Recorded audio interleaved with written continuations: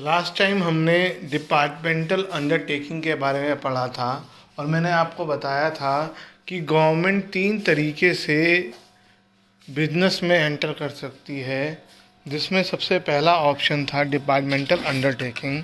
और हमने पढ़ा कि वो कैसे उसमें एंटर करती हैं। एक्चुअली उनको कुछ करना ही नहीं पड़ता है डिपार्टमेंटल अंडरटेकिंग में, वो उन्हीं का पार्ट माने जाते हैं। गवर्नमेंट का ही एम्प्लॉयज़ जो होते हैं गवर्नमेंट एम्प्लॉयज़ होते हैं। सारा पैसा गवर्नमेंट के फंड से जाता है और जो भी वो रेवेन्यू जनरेट करते हैं वो गवर्नमेंट के पास जाता है। दूसरा ऑप्शन है स्टैट्यूटरी कॉरपोरेशंस। इन्हें पब्लिक कॉरपोरेशन भी कहा जाता है। तो कंफ्यूज नहीं होना है स्टैट्यूटरी कॉरपोरेशन और पब्लिक कॉरपोरेशन में। एक चीज़ आपको और ध्यान रखनी है कि अगर ये चाहे डिपार्टमेंटल टेकिंग हो, चाहे स्टैट्यूटरी कॉरपोरेशन हो, और अभी हम पढ़ेंगे गवर्नमेंट कंपनी, चाहे ये स्टेट गवर्नमेंट फॉर्म करें चाहे ये सेंट्रल गवर्नमेंट फॉर्म करें, रूल वही होता है। बस फ़र्क ये है कि अगर सेंट्रल गवर्नमेंट ने फॉर्म किया है तो सेंट्रल गवर्नमेंट के रूल चलेंगे। जैसे डिपार्टमेंट अंडरटेकिंग अगर स्टैट्यूटरी गवर्नमेंट ने फॉर्म करी है तो सारा पैसा जो है वो सेंट्रल गवर्नमेंट पे करेगी, और जो रेवेन्यू जनरेट होगा वो भी सेंट्रल गवर्नमेंट जनरेट को मिलेगा, और जो एम्प्लॉयज़ होंगे वो सेंट्रल गवर्नमेंट एम्प्लॉयज़ होंगे। ऐसे ही डिपार्टमेंटल अंडरटेकिंग अगर स्टेट गवर्नमेंट ने फॉर्म करी है, जैसे एजुकेशन डिपार्टमेंट जो है, इरिगेशन डिपार्टमेंट, एजुकेशन डिपार्टमेंट सब स्टेट फॉर्म करता है, यहाँ के एम्प्लॉयज़ स्टेट एम्प्लॉयज़ कहलाएंगे और सैलरी वगैरह सब स्टेट पे करेगी, और जो भी फंड्स आएंगे, जो भी रेवेन्यू जनरेट होगा वो भी स्टेट को ही मिलेगा। अब यह है स्टैट्यूटरी कॉरपोरेशन। स्टैट्यूटरी कॉरपोरेशन क्या है? ये एक ऑर्गेनाइजेशन है, इसे एक पब्लिक एंटरप्राइज है जिसको एक स्पेशल एक्ट पास करके पार्लियामेंट में फॉर्म किया जाता है। एक्ट क्या होता है? आपने शायद आजकल आप न्यूज़ सुनते हो तो शायद पता चल गया होगा कि एक्ट क्या होता है, क्योंकि अभी हमारे इंडिया में बहुत सारे एक्ट पास हो रहे हैं। पार्लियामेंट में रूल्स बनाए जाते हैं किसी चीज़ के लिए, उसे एक्ट बोलते हैं। जब तक वो रूल नहीं बनता तब तक वो बिल कहलाता है, और जब वो पार्लियामेंट में पास हो जाता है तो उसे एक्ट कहलाते हैं। तो एक्ट कहलाया जाता है।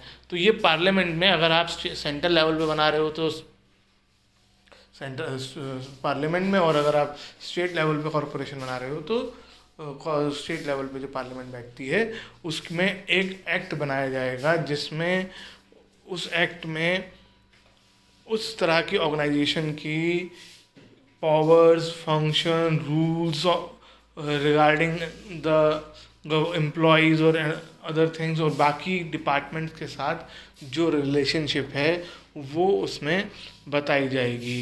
It is a corporate body, यानी इसको एक इंडिविजुअल एग्जिस्टेंस मिल जाती है, created by the legislature with definite powers and function and is financially independent। ये एक इम्पॉर्टेंट चीज़ है, it is financially independent. Finance के लिए ये गवर्नमेंट पे डिपेंड नहीं रहती है, ये अपने पैसे का अरेंजमेंट खुद करती है। अपने एम्प्लॉयज़ की सैलरी देने के लिए ये पैसों का अरेंजमेंट खुद करती है, with a clear control over a specified area और a particular type of commercial activity. जिस एक्टिविटी के लिए इसे फॉर्म किया गया है उस एक्टिविटी में इसको उस स्पेसिफाइड एरिया में बिल्कुल क्लियर कंट्रोल होता है। इसकी एक वर्ड यूज़ किया जाता है, ऑटोनोमी। ये अपने हिसाब से काम कर सकते हैं। गवर्नमेंट फाइनेंस ना इनको प्रोवाइड करती है, ना इनके फाइनेंशियल मैटर्स में या और मैटर्स में डायरेक्टली इंटरफियर करती है। ये अपने एम्प्लॉयज़ को क्या सैलरी दे रहे हैं, क्या दे रहे हैं, इसमें गवर्नमेंट का कोई रोल नहीं होता है। It is a corporate person, इसे एक पर्सन की तरह ट्रीट किया जाता है, and has the capacity of acting in its own name. तो इसलिए स्टैट्यूटरी कॉरपोरेशन जो है have the power of the government and considerable amount of flexibility of private enterprise. क्योंकि गवर्नमेंट ने इसे फॉर्म किया है तो गवर्नमेंट का बेनिफिट तो इसे मिलता ही मिलता है, साथ में क्योंकि ये थोड़ी इंडिपेंडेंट है तो प्राइवेट सेक्टर का भी एडवांटेज इसको मिल जाता है। जैसे LIC, लाइफ इंश्योरेंस कॉरपोरेशन, नाम में भी कॉरपोरेशन है, RBI, SBI, GIC, ये सब सेंट्रल लेवल की स्टैट्यूटरी कॉरपोरेशंस हैं। स्टेट लेवल पे भी हैं।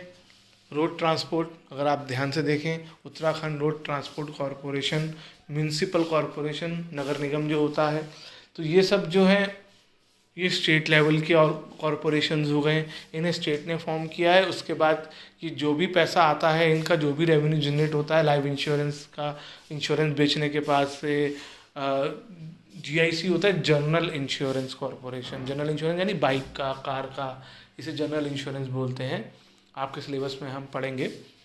तो ऐसे ही रोड ट्रांसपोर्ट है, ये भी एक कॉरपोरेशन है। तो एयर इंडिया है, इंडियन एयरलाइंस है, ये सब कॉरपोरेशंस हैं। और क्या कहते हैं, इनको जो है फॉर्म किया गया, ये अपना रेवेन्यू जनरेट करते हैं। जो रेवेन्यू जनरेट होता है गवर्नमेंट का उससे कोई मतलब नहीं है, गवर्नमेंट को उसमें कुछ नहीं मिलता है। और ये अपने एम्प्लॉयज़ को जो भी पेमेंट करते हैं अपनी ही सैलरी से, अपने ही रेवेन्यू से करते हैं। यानी इनमें प्रॉफिट भी होता है, लॉस भी होता है, सब सिचुएशन आती हैं। गवर्नमेंट इनको फाइनेंशियली डायरेक्टली हेल्प नहीं करती हैं। हाँ, कभी फंड्स की ज़रूरत होती है तो गवर्नमेंट इनको लोन वगैरह दे सकती है, वो बात अलग है। लेकिन गवर्नमेंट का डायरेक्ट फाइनेंशियल, यानी गवर्नमेंट की जेब से इनके पास कुछ नहीं जाता है, ना ही इनके पास से गवर्नमेंट की जेब में कुछ जाता है।